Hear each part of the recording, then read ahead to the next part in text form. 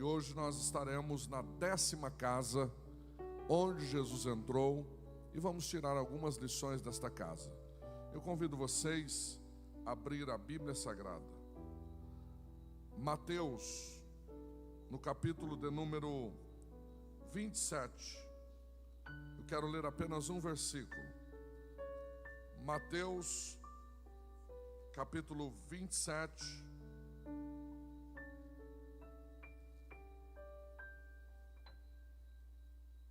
Ou melhor, Mateus 26, versículo 57. Me perdoe. Mateus, o Evangelho de Jesus Cristo, 26 e o versículo 57. Os que encontraram por bondade dizem amém. Diz assim o texto: e os que prenderam Jesus o conduziram à casa do sumo sacerdote Caifás, onde os escribas, primeiro grupo, quem eram? Segundo grupo, anciãos, estavam todos reunidos.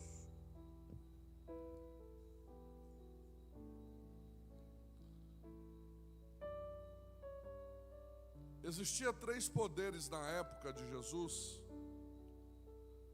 que dominavam o mundo antigo, que era o sumo sacerdote. Repita comigo: sumo sacerdote. Qual que era a função do sumo sacerdote? Era proteger a lei. Só para vocês entenderem, era o pregador, era o pastor da época, que defendia a lei de Moisés, os estatutos. O segundo grupo era o procurador de Roma na época, que ele executava, traziam regras, ordem. Era o procurador de Roma. O segundo era o governador. E na época de Jesus, eles dominavam. Eles faziam o quê? Dominavam. Caifás, sumo sacerdote. Pilatos, procurador de Roma. E Herodes, o governador. Então olha que trio. Caifás, sumo sacerdote. Pilatos, procurador de Roma. Herodes era o governador. Quem era Caifás? Caifás casou com Ana. E Ana era filha de Anás. É por isso que deu uma dupla impecável: Anás e Caifás. E ele assume 18, no ano 18 depois de Cristo, assume o papel do seu sogro, mas ele já dominava, ele já mandava. O seu sogro deu deliberações. E ele acompanhou todo o período do ministério de Jesus. E eles tinham uma visão, porque vinham da linhagem de Arão, lembram? Só que chegou um determinado ponto, eles se perderam. Pergunta para mim: perderam aonde? No poder. Era para guardar a lei, zelar da lei, da palavra de Deus, mas a fome pelo poder rasgou-se a lei de Deus, e eles começaram a dominar. há um perigo muito grande de tudo isso que aconteceu na época de Caifás estar acontecendo nesses últimos dias, por causa do poder. E nós precisamos tomar muito cuidado, porque o poder tem embriagado muita gente.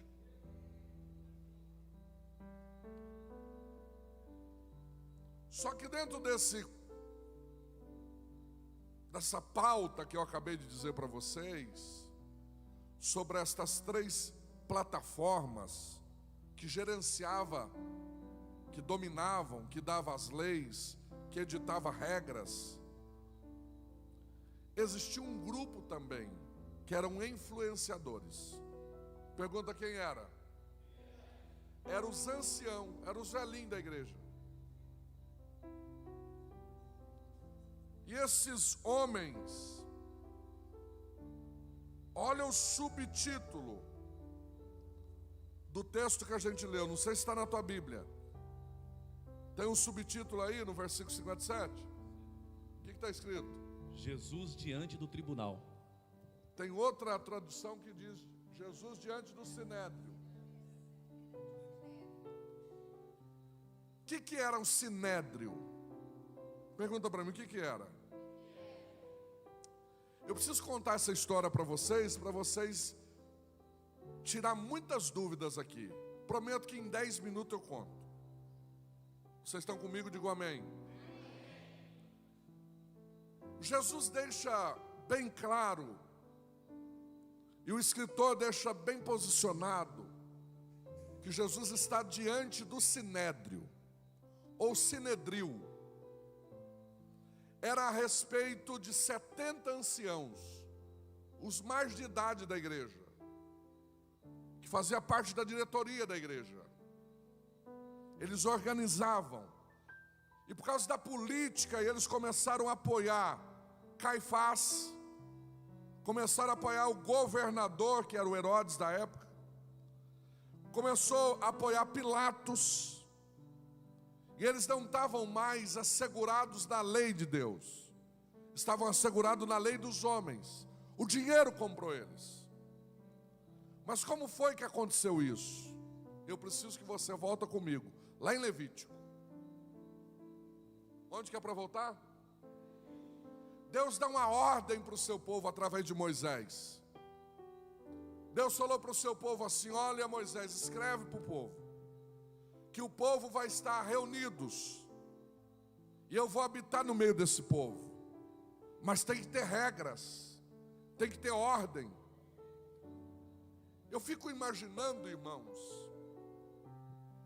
mais de 2 milhões de pessoas. Se não existisse regra, ia virar o quê?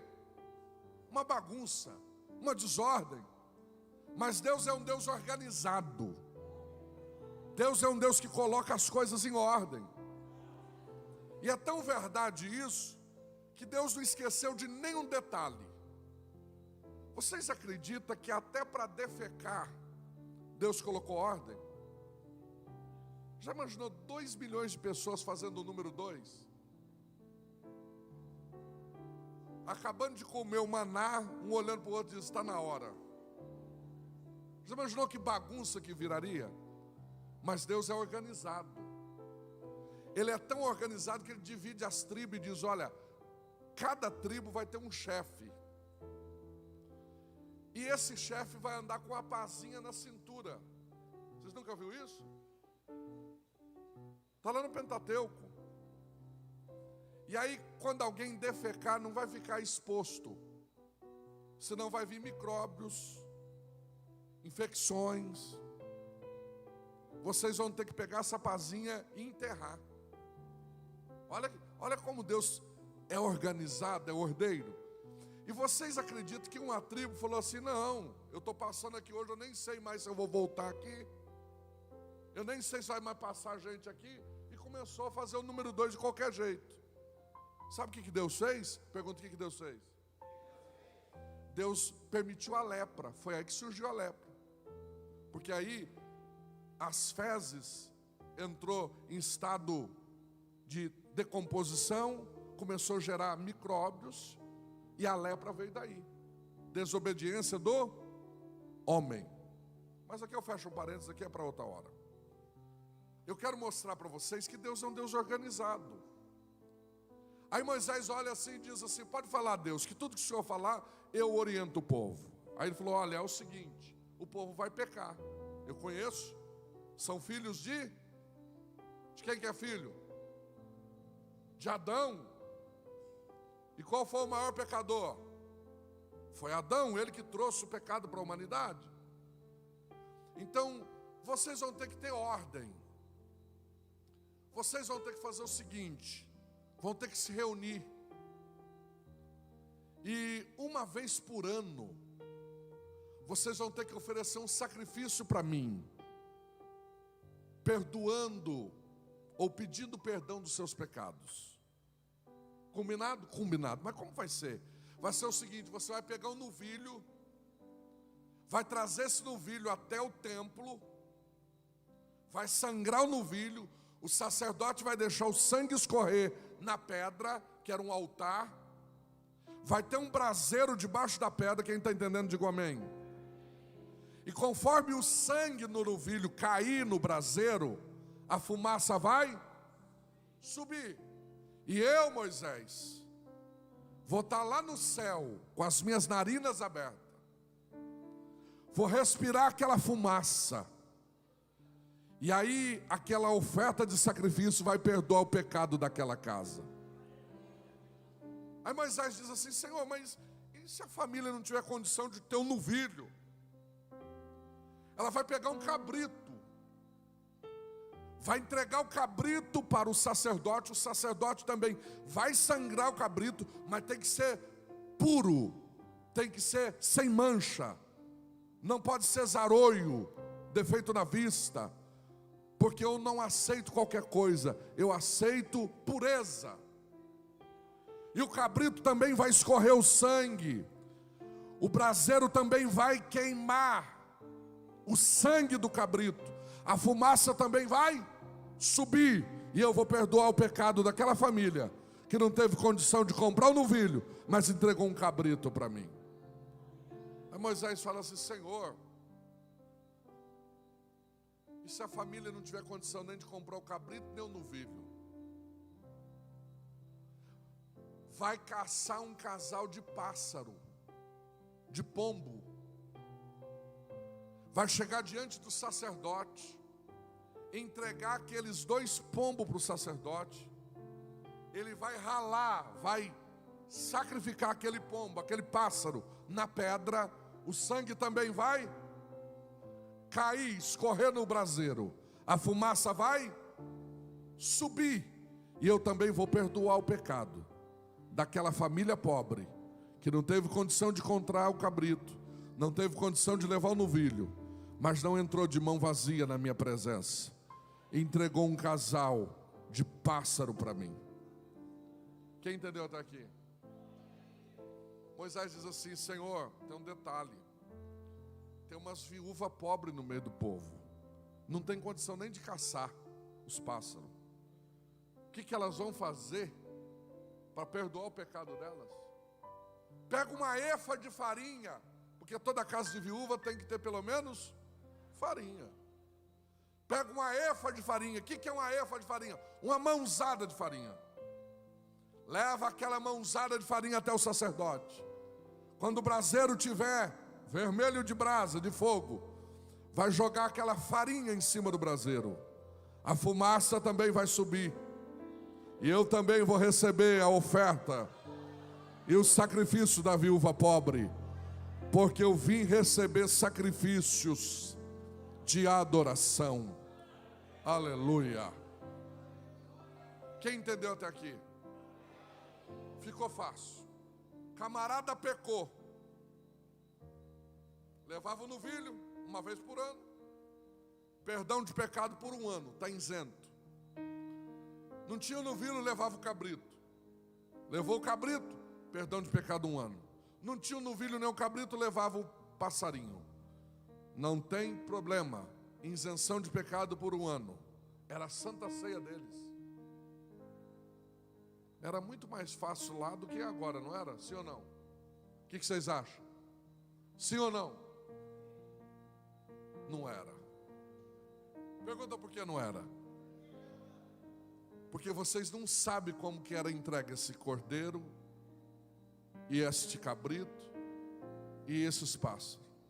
Dia da expiração. Nossa ceia é quando aqui? Primeiro domingo. Vamos imaginar o primeiro domingo. Vou dar um nome fictício. Tem uma irmã que congrega aqui na nossa sede, por nome de Astrogilda. A irmã Astrogilda mora lá. Fala o nome de um bairro longe aí. Morada Nova. A irmã Astrogilda vai oferecer um sacrifício. Ela e a família dela vão pegar o novilho, amarrar a corda. O novilho vai vir berrando lá do Morada Nova. Os irmãos estão vindo para a ceia. Vai olhar o casal dizendo: olha lá, tá vendo? É presbítero da igreja, mas pecou. Está indo lá porque pecou, o boi berrando. E todo mundo dizendo: pecador, hein? Era uma humilhação. Aquele casal dizia: nunca mais a gente peca. Santidade ao Senhor, eu não quero pecar mais. Eu quero ser santo, eu quero ser... Era uma forma que o povo se humilhava. E aí Deus entrava no meio e perdoava. Aleluia. Já imaginou o cabrito, irmão? Aquele bicho barulhento, com linguajar de cabrito, vinha lá. Vamos falar outro bairro aí. Vinha lá do Jardim Paulista. O casal de lá vinha com o cabritinho berrando, dizendo: é ele que pecou, eu que vou morrer. Todo mundo saia na janela dizendo: está vendo? É do círculo de oração, mas peca. Usa coque, mas peca. Faz 30 anos de crente, mas é pecadora. Aquilo a irmã falava: nunca mais eu peco. Quem está entendendo? Era uma forma do povo se humilhar, e Deus perdoar o pecado deles. Já imaginou aquela outra irmã ou outro irmão com a gaiola, passando na marginal? Eu olhando ela de carro e dizia: está vendo, Michele? Pensei que era mais crente. Está indo entregar. Já imaginou aquela irmãzinha velhinha, pobre, abrindo a sacola e pegando uma efa de farinha numa sacolinha do mercado Cogiba e dizendo: aqui, sacerdote, eu vim oferecer o sacrifício ao Senhor. Os jovens olhavam e diziam: eu não acredito que essa irmã peca nessa idade. Aquela irmã dizia: nunca mais eu quero pecar. Santidade ao Senhor. Santidade ao Senhor. Quem entendeu até aqui? Isso foi vindo de ano após ano. De repente um irmão chegou para o outro e falou assim, um irmão empresário da igreja, o irmão da elite: quantos anos faz você estar congregando aqui? Tem 20. E você tem 30. Sério, rapaz? Rapaz, tem 30 anos que eu passo a maior humilhação aqui. Todo ano eu peco. Rapaz, eu também estou morrendo de vergonha. Você acredita, no último dia da expiação, eu não tive nem coragem de vir de dia. Eu vim de noite, de madrugada, e deixei o boi amarrado aí na porta. Mas todo mundo viu que eu pequei. Quem está entendendo? Rapaz, você falou um negócio muito sério. E se a gente fazer um curral na porta da igreja? E a gente começar a comprar o cabrito aqui, o novilho aqui. Ninguém precisa ver a gente na marginal vindo com o cabrito, nem com o novilho. A gente paga, a oferta é entregue, o sangue escorre na pedra, cai no braseiro, a fumaça vai subir, mas Deus não vai receber, porque Deus só recebe sacrifício. Quem está entendendo? Os humilhados serão exaltados. Oramashuri Kalamaya. Vai ficar bonito agora. Criaram um concílio, chamado Concílio do Sinedril. Foi aumentando, que teve que ter 70 na diretoria. Quantos? 70. Cresceu. Joséfo diz assim, o historiador Joséfo, que tinha dia da expiação, 1000 bois eram sacrificados. Num dia, num culto, tinha que ter muita gente, rolava muito dinheiro, e era mais ou menos assim que funcionava. O camarada vinha e dizia: eu quero comprar esse novilho. Quer? Quero. Quanto? É tanto, mas é caro, não tem opção. Ou você volta para a tua casa, ou você compra e faz o sacrifício. Começou a ter lavagem de dinheiro na porta da igreja. Começou um querer vender o novilho mais caro do que o outro. Quem está entendendo? O boi parou de berrar na avenida, não tinha berro. Mas eu vim aqui te dizer que ainda tem que berrar o boi. Para Deus ser glorificado, o boi tem que berrar. O cabrito tem que berrar ainda. E aí chegava um irmãozinho e dizia: esse aqui eu trouxe de casa. Aí tinha um imetro, que aí ficava alguém da mesa do sinédrio, olhava e dizia: esse aqui tem um olhinho torto. Não, não está não. Não, ele tem uma mancha, Deus não recebe. Mas o que eu vou fazer? Troca nesse aqui e volta sem conto. Rapaz, começou a ganhar dinheiro nas costas dos irmãos, através do pecado. Quem está entendendo isso aqui? Irmãos, eles tinham, se fosse nos dias de hoje, eles teriam açougue vendendo carne o ano inteiro, só com o dinheiro do gado que era sacrificado. Era isso. O dinheiro começou a rolar na porta da igreja. Até aqui vocês entenderam? Vai ficar mais fácil agora. Os anos se passou e foi multiplicando isso. Mas um dia, Jesus, o Nazareno, entrou em Jerusalém no domingo, em um jumentinho, lembra? Na segunda-feira todo mundo dizendo: amanhã é o dia da expiação, é o dia da negociata lá no templo, é o dia das moedas, troca de moeda, é o dia de vender o gado, o cabrito, é dia de vender os passarinhos lá no templo. E aí diz: olha, eu estou preocupado com esse Nazareno, ele está fazendo um regaço onde ele passa. Nós proibimos uma irmã de 18 anos de frequentar o ciclo de oração, porque ela andava encurvada. Mas ele entrou lá semana passada e disse: endireita, mulher. Ela endireitou e cantou no mesmo culto com o ciclo de oração. Ele está pregando tudo que a gente não prega. Ele está colocando o defeito do que a gente faz. O sinédrio ficou amargurado, decepcionado.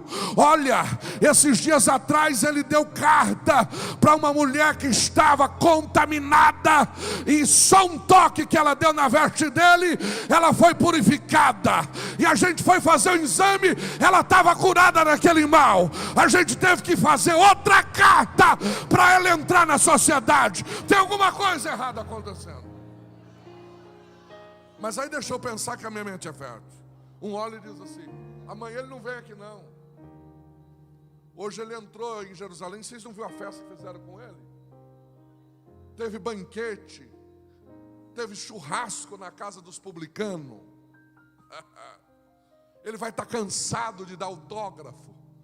Mas na segunda-feira, 21 de Mateus, entra em Jerusalém domingo, segunda, está indo lá para o templo. E aí um olha para o outro e diz assim: ó, tem um homem chegando aí. E ele está vindo com uma multidão. Será que é o Nazareno? É ele. Pela roupa dele é ele, porque crente conhece pela roupa. Pelo jeito que está andando é ele. Crente conhece pelo andar. Aleluia. Aleluia. Só uma coisa que ele não está tendo hoje. O que? Ele não está tendo pão na mão. Ele está com um chicote na mão. Ele está com uma zorrague na mão. O que ele vai fazer? Eu não sei. Aí quando eles estavam dizendo, aqui o novilho está mais barato, aqui o cabrito está mais barato, aí Jesus chega espancando os cambistas, abrindo a porteira, boi berrando, cabrito pulando. Aí ele abre as gaiolas, os pombos vai voando, porque o pombo tipifica o Espírito Santo. Eles estavam aprisionando o Espírito Santo, e Jesus começa a pregar, dizer: vocês não viram dizer que na minha casa é chamada de casa de oração, e vocês têm convertido em covil de ladrões.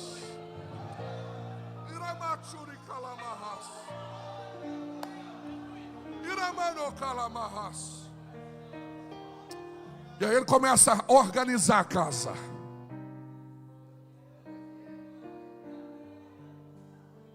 Moeda enferrujada caindo, banqueiro saindo correndo, sinédria abaixando a porta, gaiola quebrada, pássaro voando, cabrito berrando, boi pulando. E as crianças começaram a cantar: Hosana, Hosana, Hosana é o que vem em nome do Senhor. Isso é fantástico. Os que restou chegou nele e disse: o senhor não está sabendo? Olha o que as crianças estão fazendo. Aí ele olha e diz: vocês não sabem que é das crianças de peito é que sai o perfeito louvor? Anota aí para vocês pregar. 4 coisas Jesus fez na casa. Pergunta: qual a primeira? Transformou a casa em casa de oração. A segunda, a Bíblia diz que ele expulsa cambistas. A segunda coisa que ele faz, ele limpa a casa. A terceira coisa que ele faz, a Bíblia diz que ele transforma a casa em casa de adoração. É isso que Jesus quer fazer na minha vida e na tua vida. Ele quer limpar, transformar em casa de poder, e casa de oração, e casa de perfeita adoração. A Bíblia diz que tinha ali paralíticos, cegos, mudo, e a Bíblia diz que Jesus os curou, transformou em casa de poder, casa de milagre. Primeira coisa que ele faz, transforma a casa em casa de oração. Segundo, ele limpa a casa. Terceiro, ele transforma a casa em casa de poder, para depois ser casa de perfeita adoração. Tem gente que quer ser casa de perfeita adoração antes de ser casa de oração. Primeiro tem que ser casa de oração, para depois ter casa limpa. Só limpa a casa quem ora, só ora quem limpa a casa. Quem está entendendo? Para depois ter milagre. E eu profetizo que tem milagre chegando, porque esta casa é casa de oração, é casa limpa. Eu fecho parênteses. Eu tive que contar essa história para entrar no texto, senão vocês não iam entender. Tudo isto que aconteceu oportunava a diretoria. E quanto mais Jesus aproximava, mais pancada eles levavam. Eu vou abrir um parênteses para vocês entenderem como era grave. Desses anciãos tinha um que era pai de Nicodemos. Era pai de quem? Nicodemos, ele foi treinado desde criança para ocupar o lugar do pai, porque ele tinha o pai como autoridade máxima. Ele falava para os meninos da escola: o meu pai é o cara. Mas quando ele viu um franzino batendo em 70, com uma zorraga e ninguém levantando contra, ele diz: eu não quero mais ser igual ao meu pai. Não quer mais? Não quero. E aí ele resolve ir de noite participar de um culto. Ele falou: não vai de dia não, que senão é muita humilhação para a gente. Aí ele vai num culto à noite. E Jesus sabia que ele queria ser igual a Jesus, porque ele mudou de ideia, queria ser igual ao pai antes. Quando ele viu Jesus, ele falou: quero ser igual a Jesus. Aí Jesus chegou para ele e falou assim: ô Nicodemos, eu já sei o que você quer ser. Quer ser igual a mim, né? Mas necessário. Cadê os alunos de escola dominical aí? Tem alguém aí?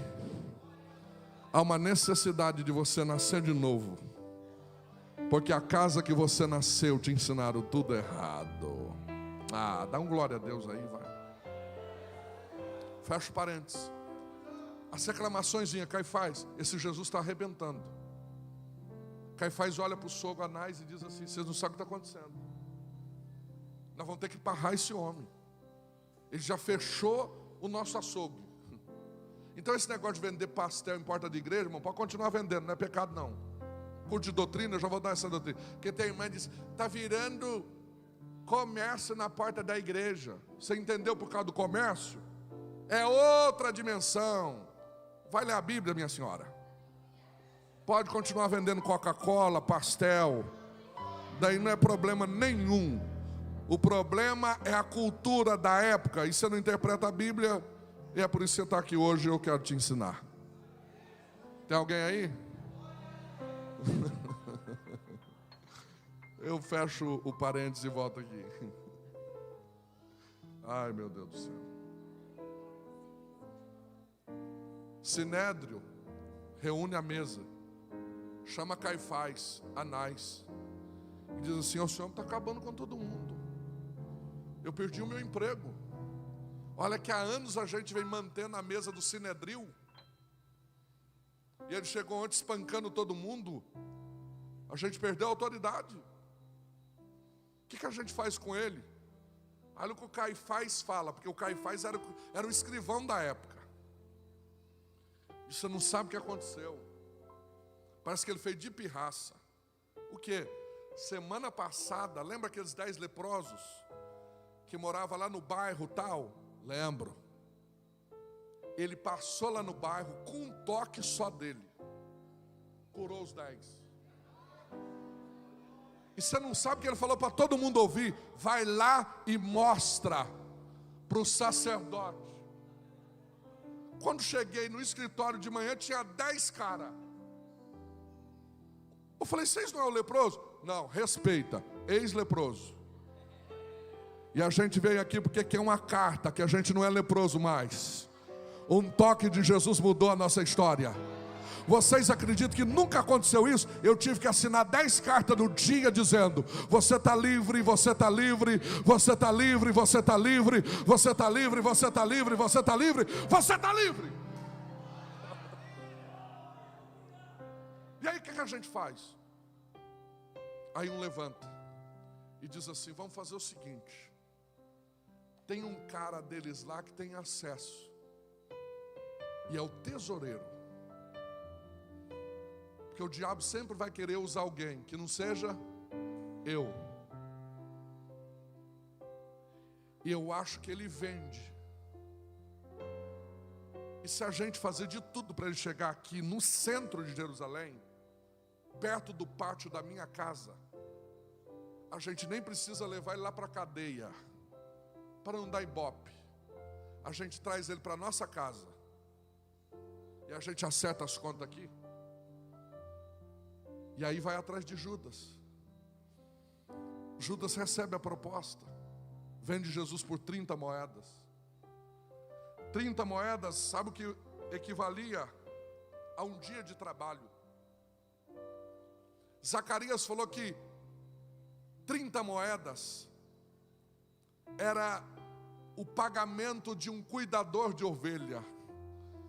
E o bom pastor foi vendido por 30 moedas. Ele entra para dentro da casa de Caifás. E o texto vai me dizer algo que a gente só prega sobre a cruz. Mas essa casa fez coisas para Jesus que a cruz não fez.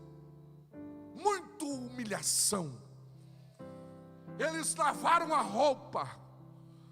Eles cuspiram, olha o texto. Leia por favor. Versículo de número 66. O 67. Então cuspiram-lhe no rosto e lhe davam punhadas, e outros o esbofeteavam. Davam murros, pancadas. Quem sabe a mesa do Sinédrio diz: que honraria foi aquela aquele dia, lá em Jerusalém, espancando a gente, derrubando os cambistas. Toma esta. E eles fizeram tudo para Jesus falar. E olha o texto, leia. Olha o texto. 63. Jesus, porém, guardava silêncio. Parou. Jesus não fazia nada, não falava nada na casa de Caifás. Mas eu abro um parênteses para aplicar.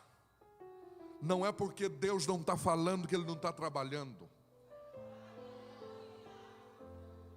Silêncio de Deus não é ausência de Deus. Aleluia.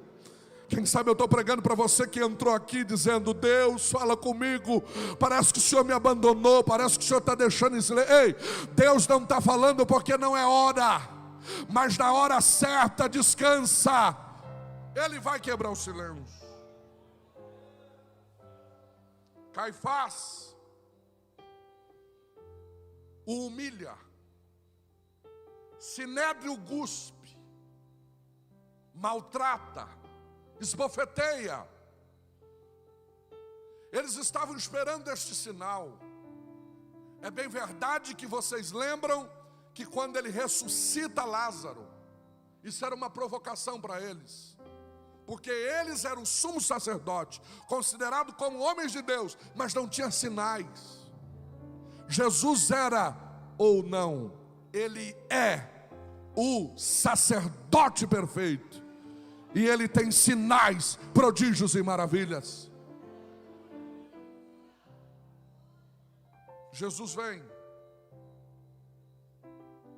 e uma coisa que eu aprendo e divido com vocês. Quem sabe essa mensagem é para você que entrou aqui, e quem sabe você está na casa de Caifás.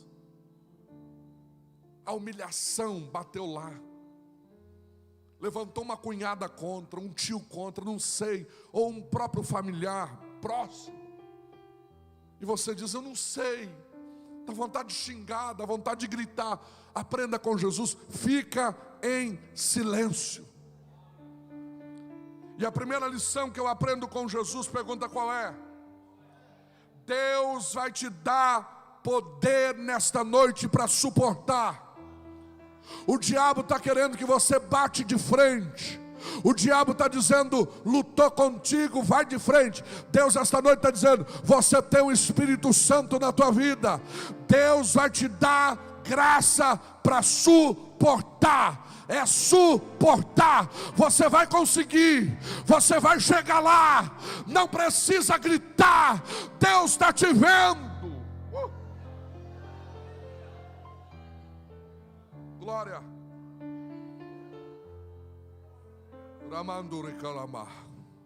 Estou sentindo uma graça aqui. Estou sentindo uma presença de Deus aqui. Você não pediu para ouvir a voz de Deus?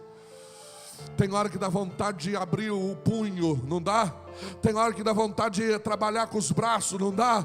Mas Deus está dizendo: você é servo de Deus agora, você é crente agora. Deus vai te dar capacidade de suportar a luta. Aleluia. Porque este deserto não é para você morar, é para você passar. Deserto crente não mora, crente só passa. Me ajuda a pregar. Aleluia, aleluia. Eu estou com uma palavra profética hoje aqui. Deus está te dando capacidade de suportar. Mexa com alguém que está do teu lado aí, cutuca ele ou ela. Diga assim: Deus está te dando capacidade de suportar. Você vai suportar. Esta luta passa. Esta casa de Caifás vai passar. Aleluia. Glória.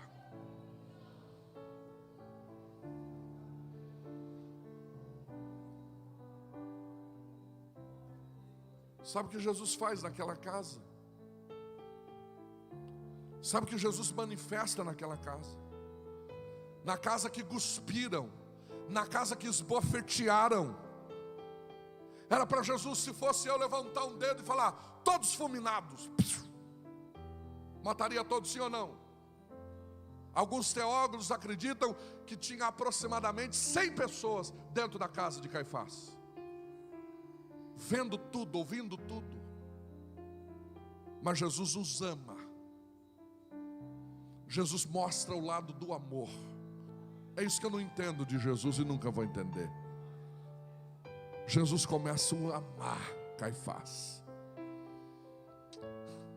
Glória a Deus. O perseguidor Jesus ama. O que assinou e estava junto com Estevão quando apedrejaram, Jesus os ama. Aleluia. Os que tentaram matar e mataram Lázaro, amigo de Jesus, Jesus os ama. Aleluia.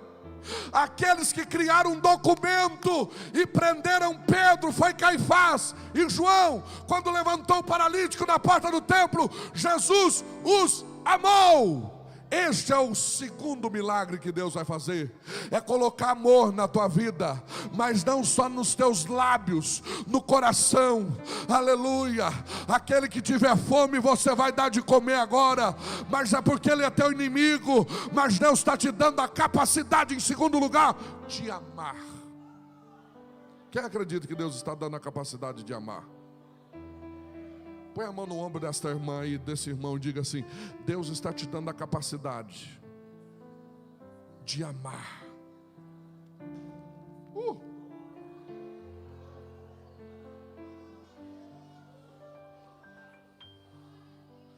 Jesus, em vez de odiar, ama. Jesus, em vez de odiar, ele começa a amar. Humilharam ele, cuspiram nele. Se fosse você, o que você faria? E tendo poder. Não é alguns galinhos de briga que eu conheço não, porque tem uns crentes brabinhos, mas só fala, só grita, nem tamanho tem. Jesus tinha poder, que ele podia levantar o dedo e fulminá-los, podia ou não podia? Mas Jesus falou: não, eu vou mostrar que o amor tudo suporta. Aleluia. Há uns anos atrás, a minha mãe teve um problema familiar com uma parente. Porque você sabe que família é só você, a tua esposa e teus filhos. O resto vira familiar, né? E família, como diz o Cláudio Duarte, não é bom nem muito perto nem muito longe. Porque se for muito perto, não sai de casa. Se for muito longe, quando vem para dar só despesa. Então tem que estar.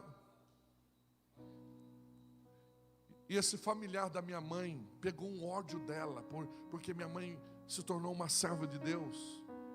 Mas um ódio tão horrível, que eu nunca vi uma possessão daquele jeito de uma pessoa. Ela xingava minha mãe, ela humilhava minha mãe. Minha mãe falava: o que eu fiz para você? Não tem motivo, é espiritual. Não adianta procurar. Quem já está entendendo e já passou por isso? Muita gente. Tem gente que não gosta de você, não é por causa da tua gravata, não é por causa da tua saia. Não, é porque o diabo colocou isso no coração dela, é uma seta. E você, como servo de Deus, serva de Deus, tem que gerenciar isso. Vou ficar de mal, tchau. Não. Resistir o diabo e ele fugirá de vós. Deus vai te dar autoridade espiritual. O amor vai vencer, o amor vai triunfar. E aí a gente, tudo garoto novo, eu fazendo musculação na época, fortinho. Eu falei: quer que eu dou um couro nela? Para a senhora, mãe? Só está chorando à toa? É o instinto, né? O instinto do homem, da natureza pecaminosa. Não, pelo amor de Deus. Via minha mãe chorando: não, vou dar um couro nessa mulher. A minha mãe foi pedir conselho. Por isso que é bom, bons conselheiros. Chegou no pastor Ismael, Deus recolheu já. Falou: pastor, está acontecendo isso e isso.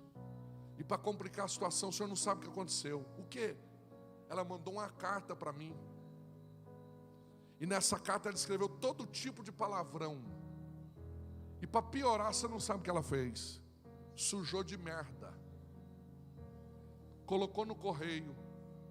É para tirar o crente do eixo, não é?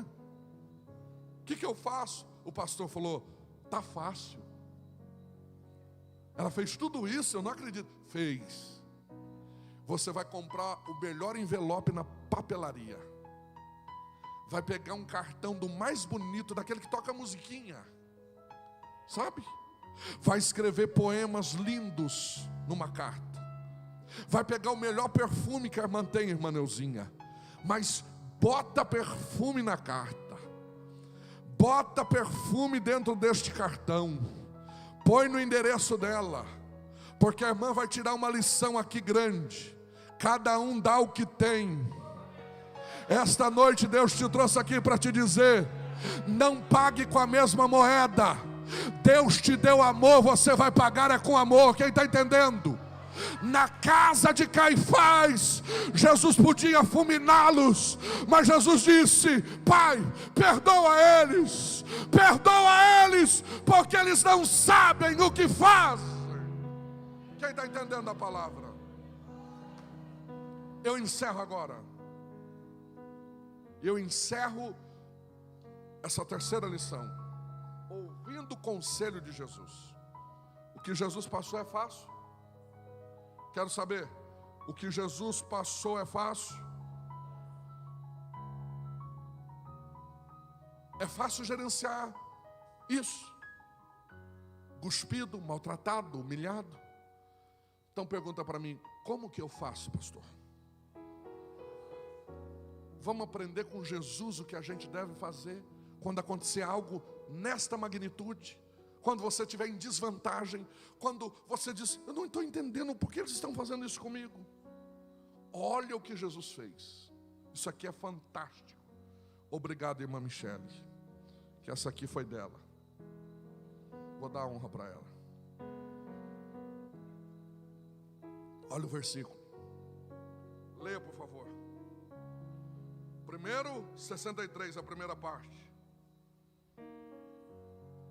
Jesus, porém, guardava silêncio. Aí está bem. Tem hora que tem que ter silêncio, sim ou não? Aprende a ficar. Agora tem hora que você vai ter que agir. Olha o que Jesus fez. Versículo 64. Disse-lhe Jesus. Olha aqui, que tem quase 100 pessoas assistindo o culto.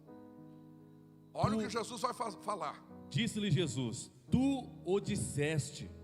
Digo-vos, porém, que vereis em breve o Filho do Homem assentado à direita do poder e vindo sobre as nuvens do céu. Lê de novo. Disse-lhe Jesus: tu o disseste. Digo-vos, porém, que vereis em breve o Filho do Homem assentado à direita do poder e vindo sobre as nuvens do céu. Esses caras achavam que era o Todo-Poderoso. Humilharam Jesus, espancaram Jesus, arrebentaram com Jesus. Aí chegou uma hora que Jesus falou: não, eu vou dar uma resposta. Sabe esse que vocês estão cuspindo, maltratando, humilhando? Deixa eu abrir uma telinha aqui para vocês enxergar o futuro dele daqui a pouco. Nunca mais vocês vão ver ele desse jeito. A partir de agora nunca mais o vereis. Eu gosto dessa tradução. A partir de agora vocês vão ver ele sentado, aleluia, em uma plataforma espiritual, em uma cadeira divina ao lado do Pai dele. Vou trocar em miúdo para vocês entenderem. E se vocês quiserem reconhecer ele, vão ter que olhar para as nuvens, porque lá é a casa dele.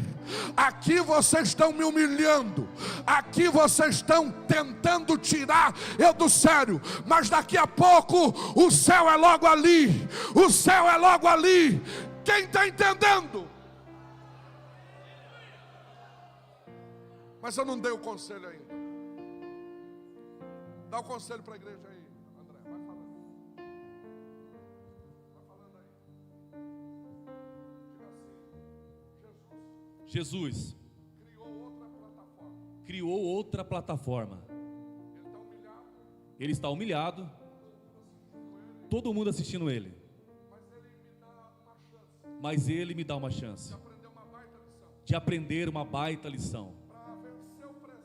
Para vencer o presente, tem que apoiar o futuro. Vou falar de novo. Para vencer o presente, tem que acreditar no futuro.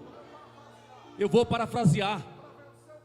Para vencer o presente, tem que lembrar que esse momento não é nada perto da promessa que Deus tem nas nossas vidas. Nesse momento, eu vou suportar, eu vou sair dessa, eu vou delongar. Quando eu olhar para o futuro, crente só vai sair dessa se começar a olhar para o futuro. Quem quer começar a olhar para o futuro aí? Esse momento não é nada perto do que Deus tem para você. Essa fase não é nada perto do que Deus tem para você. Aleluia. O que estão fazendo não é nada perto do que Deus tem para revelar a você. Eu quero ouvir um glória a Deus.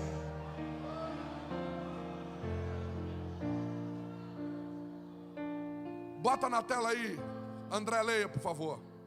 2 Coríntios capítulo 4, versículo 16.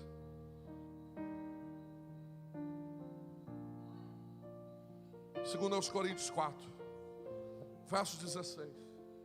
Por isso não desfalecemos, mas ainda que o nosso homem exterior se corrompa, o interior contudo se renova de dia em dia. Versículo 17. Porque a nossa leve e momentânea tribulação produz para nós um peso eterno de glória muito excelente. Lê de novo. Porque a nossa leve e momentânea tribulação produz para nós um peso eterno de glória muito excelente.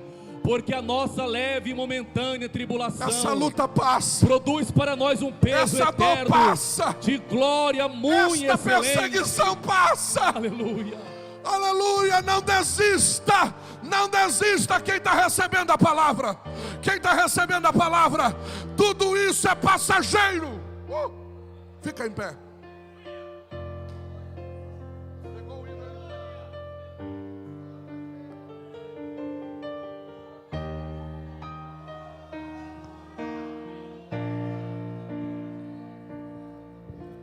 Pregue para o irmão aí.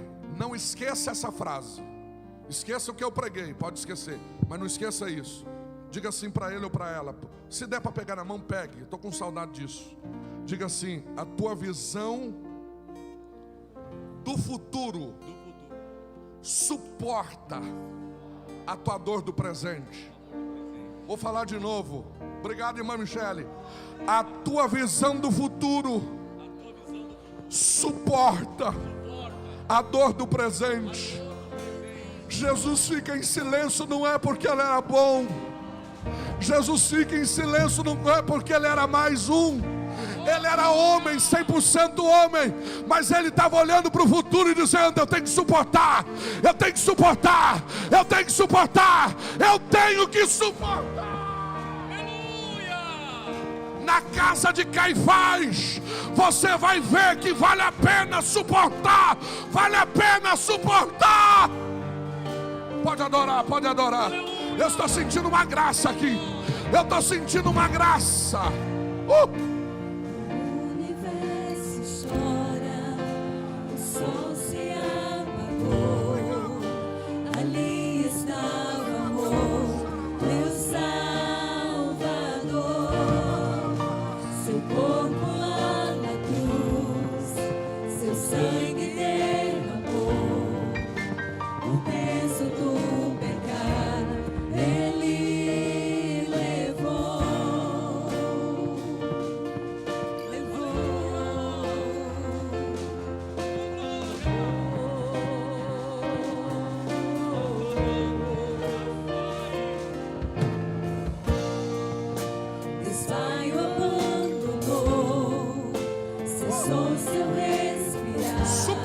passa.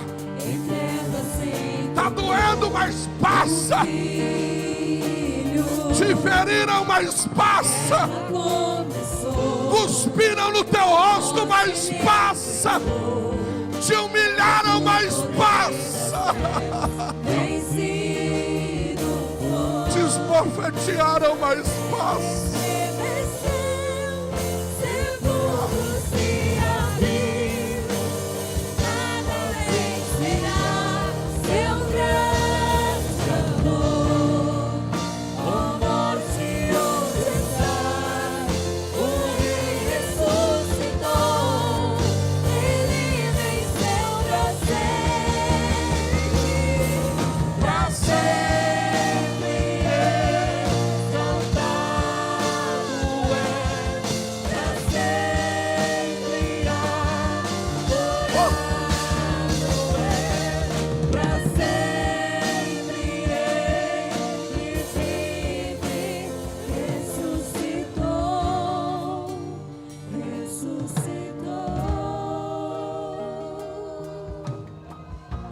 Se eu pudesse, eu perguntaria para Jesus: Jesus, por que o Senhor teve que suportar? Eu tenho certeza, Lucas, que ele ia dizer assim: sabe, no meio daquela multidão tinha muita gente ali que acreditava em mim, e eu não poderia decepcioná-los. Sabe quem estava ali? Era a comissão do Sinédrio. Nicodemos estava ali.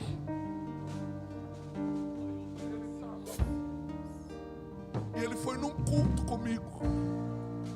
E eu falei para ele que o verdadeiro homem é aquele que tem que nascer de novo. Mas não é nascer do ventre de uma mulher, é nascer da água e do Espírito. Eu tinha que mostrar para ele que o que eu prego é verdadeiro. Segura! E como eu mostrei para ele o que eu prego é verdadeiro, eu construí uma plataforma do futuro. Porque se eu ficasse só preso no presente, eu poderia desfalecer. Mas eu comecei a olhar o futuro. E quem tem futuro aí, quem tem promessa aí, vai lembrando da promessa, vai lembrando. Conforme eu ia lembrando do futuro, eu conseguia a graça no presente.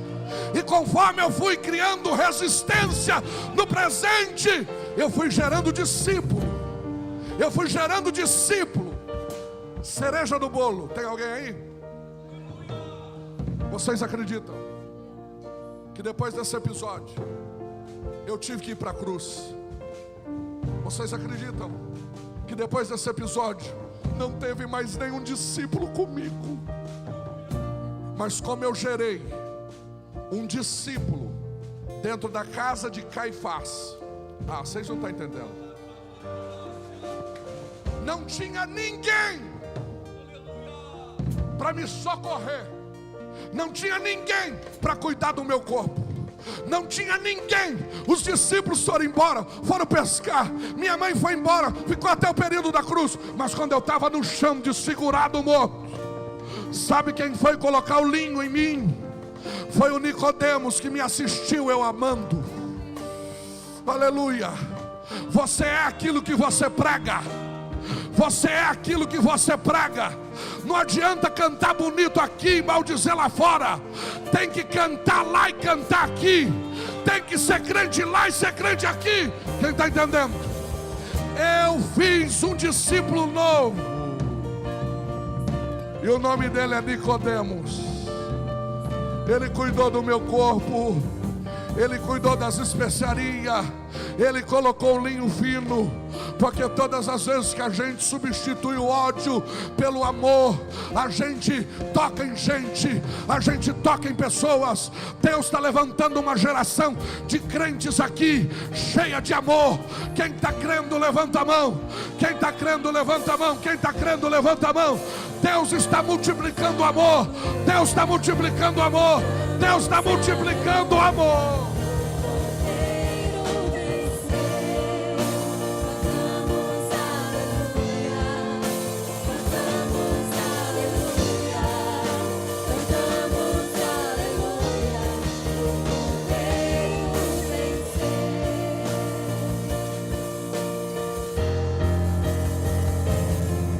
sentar, continua tocando.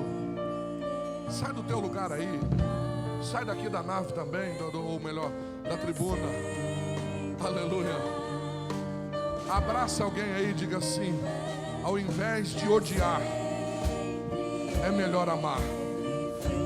Sai do lugar, faça isso com alguém, dá um abraço nela ou nele. Diga: ao invés de odiar, vamos amar. O amor sempre vence.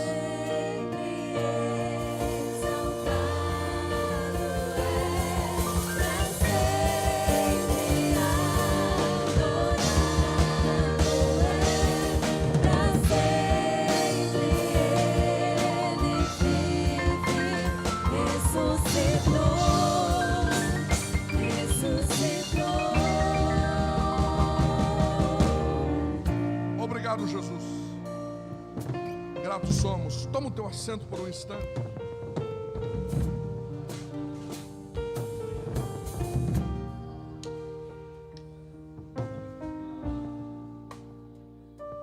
Aleluia. Aleluia.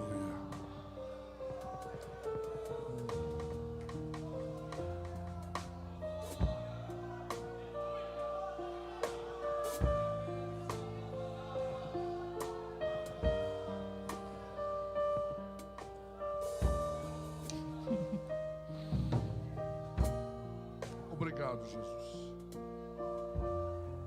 Graças a Deus. Meus irmãos, somos agradecidos a Deus pelo privilégio este de fazer parte do grupo do amor. Do grupo do amor. Do grupo do amor. O amor sempre vai vencer. Quero agradecer a Deus pela vida de todos os nossos irmãos internautas que esteve conosco em mais uma edição do nosso culto de doutrina. Deus abençoe todos vocês, no nome de Jesus.